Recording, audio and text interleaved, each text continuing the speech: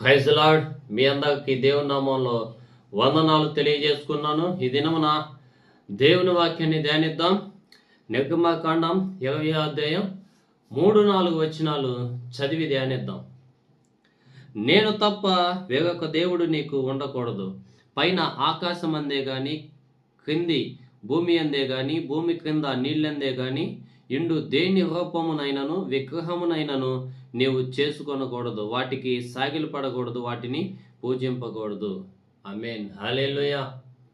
ఈ వాక్యంలో మనం చూసుకున్నట్లుగైతే దేవుడు ఆజ్ఞలు ఇచ్చాడు అనమాట. ఎవరికి అని అంటే దేవుని పిల్లల కోసం, ఇశ్రాయేలు ప్రజల కోసం. అయితే ఈ ఆజ్ఞలు అనేది కంపల్సరీ పాటించాలి. అయితే దేవుడు తన స్వహస్తాలతో మనుషుల్ని నిర్మించాడు. అయితే మనుషులు ఏం చేస్తున్నారంటే తమ సొంత స్వహస్తాలతోనే విగ్రహాలు తయారు చేసుకొని వాటి దగ్గర డ్యాన్స్ చేస్తున్నారు. 32వ అధ్యాయంలో మనం చూసుకున్నట్లుగైతే నిర్గమకాండం 32వ అధ్యాయంలో అక్కడ ఇశ్రాయేలు ప్రజలందరూ దూడం చేసుకొని బంగారంతో గంతులు వేసి పాపంలో పడిపోతారు.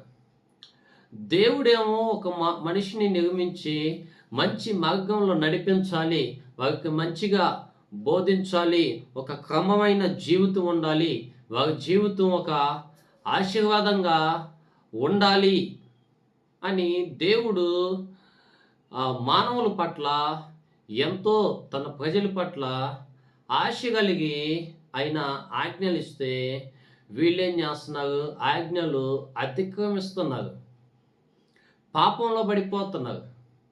అయితే ఇప్పుడు అక్కడ 32వ అధ్యాయంలో చూసుకున్నట్లుగైతే మరి దేనిని చేసుకోవద్దు అని అన్నప్పుడు వీళ్ళు దూడం చేసి డ్యాన్సులు వేసి గంతులు వేసి పాపంలో పడిపోతారు. చెయ్యొద్దన్న పని చేస్తున్నారు. రోజుల్లో అలాగే జరుగుతుంది. దేవుడు చేయొద్దన్న పని చేస్తూ నీ మీదకి శిక్ష తెచ్చుకుంటున్నావు. దేవుడు 20వ అధ్యాయంలో ఆజ్ఞలు ఇచ్చాడు, చేయొద్దన్నాడు. 32వ అధ్యాయంలో ఈ ఆజ్ఞకి విరుద్ధంగా మారిపోయారు. తన సొంత స్వలాపాలుకి లొంగిపోతున్నారు. కాబట్టి ఈ ఆజ్ఞ అతిక్రమించకుండా దేవుని ఆజ్ఞని గైకొన